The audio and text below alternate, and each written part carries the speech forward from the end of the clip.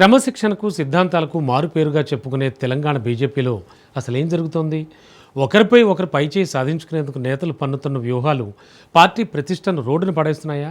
తెలంగాణలో అధికారమే లక్ష్యంగా అడుగులు వేస్తున్న తరుణంలో ఈ అంతర్గత విభేదాలు దేనికి సంకేతాలు?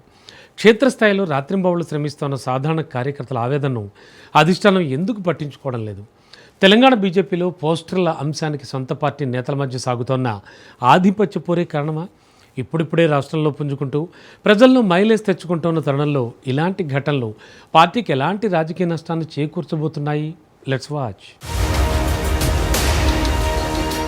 తెలంగాణ బీజేపీలో అంతర్గత విభేదాలు మరోసారి బహిర్గతమయ్యాయా? మల్కాజిగిరి ఎంపీ ఈటెల రాజేందర్ను లక్ష్యంగా చేసుకుని వెలిసిన వివాదాస్పద పోస్టర్లు ఇప్పుడు రాష్ట్ర రాజకీయాల్లో హాట్ టాపిక్ గా మారాయి.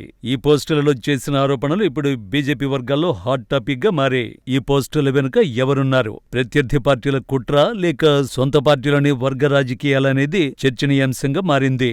అయితే ఈటెల రాజేందర్పై పోస్టర్లు వెలిసిన వెంటనే పార్టీ ఆయనకు మద్దతుగా నిలిచింది.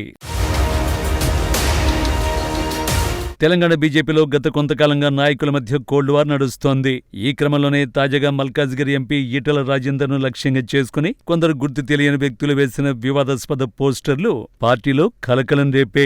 ఈ దుష్ప్రచారం వెనుక కొందరు సొంత పార్టీ నేతలే ఉన్నారని ఈటెల వర్గం బహిరంగంగానే ఆరోపిస్తోంది. గత కొన్ని రోజులుగా నిజామాబాద్ ఎంపీ ధర్మపురి అరవింద్, ఈటెల రాజేందర్ ఇద్దరు రాజకీయంగా సాన్నిహిత్యాన్ని ప్రదర్శిస్తూ వ్యూహాత్మకంగా ముందుకు సాగుతున్నారు. వీరిద్దరి మధ్య ఉన్న ఈ స్నేహాన్ని దెబ్బతీయడానికి, వారి మధ్య గ్యాప్ను పెంచడానికే కొందరు కావాలనే ఈ కుట్రకు తెరలేపారని ఈటెల అనుచరులు భావిస్తున్నారు. ఈ అంతర్గత పోరు ఈ రోజుతో మొదలైంది కాదు. తెలంగాణలో ఉన్న ఎంపీలు, ఎమ్మెల్యేలు, ఎమ్మెల్సీలకు ఎవరి వర్గం వారిదే అని పార్టీలో నాయకులే బహిరంగంగా మాట్లాడుకుంటారు.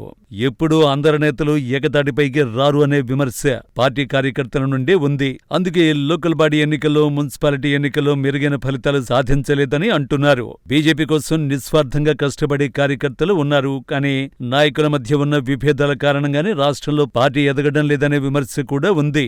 ఇటీవల ప్రధాని మోదీ తెలంగాణ పర్యటన తర్వాత ఇక గ్రూపు రాజకీయాలు ఉండవని అందరూ భావించారు. అందరు నాయకులు ఇటీవల రైతుల కోసం రాష్ట్ర వ్యాప్తంగా యాత్రలు చేశారు. ఇప్పుడిప్పుడే పార్టీకి మైలేజ్ పెరుగుతున్న క్రమంలో తాజాగా వెలిసిన పోస్టర్లు పార్టీలో కలకలం రేపుతున్నాయి. ఈటెల రాజేందర్ను టార్గెట్ చేస్తూ వెలిసిన పోస్టర్లలోని వ్యాఖ్యలు అత్యంత ఘాటుగా ఉన్నాయి. ఈటెల ఏడుపై బీజేపీకి శాపం అనే హెడ్డింగ్ తో కూడిన ఆ పోస్టర్లలో ఆయనకు రాష్ట్ర అధ్యక్ష పదవి రాలేదని, సీఎం అభ్యర్థిగా ప్రకటించలేదని, అలాగే కేంద్ర మంత్రి పదవి దక్కలేదని, నిరంతరం అసంతృప్తితో రగిలిపోతున్నారని ముద్రించారు. పార్టీ మీకు 2 చోట్ల ఎమ్మెల్యేగా పోటీ చేసే అవకాశం ఇచ్చిందని, ఓడిపోయిన మల్కాజ్గిరి లాంటి పెద్ద నియోజకవర్గంలో ఎంపీ టికెట్ ఇచ్చి గెలిపించిందని, ప్రధాని మోదీ హవా వల్ల గెలిచి స్వయం కృషితోనే గెలిచానని అనడం ఏ రకమైన రాజకీయ నైతికత అని అందులో ప్రశ్నించారు. అంతేకాకుండా నిజామాబాద్ ఎంపీ అరవింద్ వంటి ఇతర బీసీ నాయకులకు వస్తున్న ప్రజాదరణను చూసి ఈటెల అసూయపడుతున్నారని, తానే ఏకైక బీసీ ప్రత్యామ్నాయాన్ని అనే భ్రమల నుంచి ఈటెల బయటకు రావాలని ఆ పోస్టులలో తీవ్రంగా విమర్శించారు. 2024 పార్లమెంటు ఎన్నికల తర్వాత బండి సంజయ్కు కేంద్ర మంత్రివర్గంలో చోటు దక్కడం తెలంగాణ బీజేపీలో ఓ పెద్ద టర్నింగ్ పాయింట్ గా మారింది.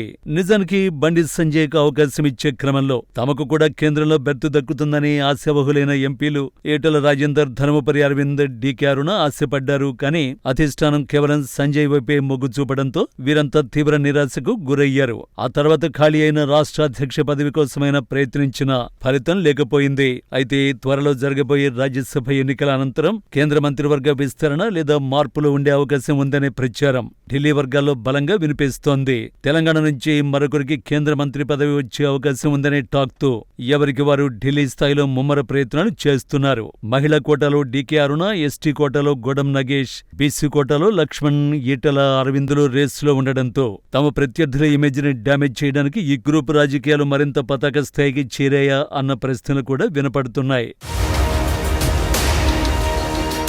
ఈటెల రాజేందర్ను టార్గెట్ చేస్తూ పోస్టర్లు వెలిసిన వెంటనే పార్టీ ఆయనకు మద్దతుగా నిలిచింది. బీజేపీ రాష్ట్ర అధ్యక్షుడితో పాటు శాసనసభ పక్ష నేత ఎలెడ్డి మహేశ్వర్ రెడ్డి, ఇతర ఎమ్మెల్యేలు, ఎమ్మెల్సీలు ఈ ఘటనను తీవ్రంగా ఖండిస్తూ సంయుక్త ప్రకటన విడుదల చేశారు. దాదాపు 4 దశాబ్దాల రాజకీయ అనుభవం ఉన్న ఈటెల వంటి సీనియర్ నేతపై ఇలాంటి నీచ రాజకీయాలు చేయడం తగదన్నారు. ఇది కేవలం ఒక వ్యక్తిపై జరిగిన దాడి కాదని, తెలంగాణలో బీజేపీ ఎదుగుదల చూసి ఓర్వలేక ప్రత్యర్థి పార్టీలు చేస్తున్న కుట్రలని వారు అభివర్ణించారు.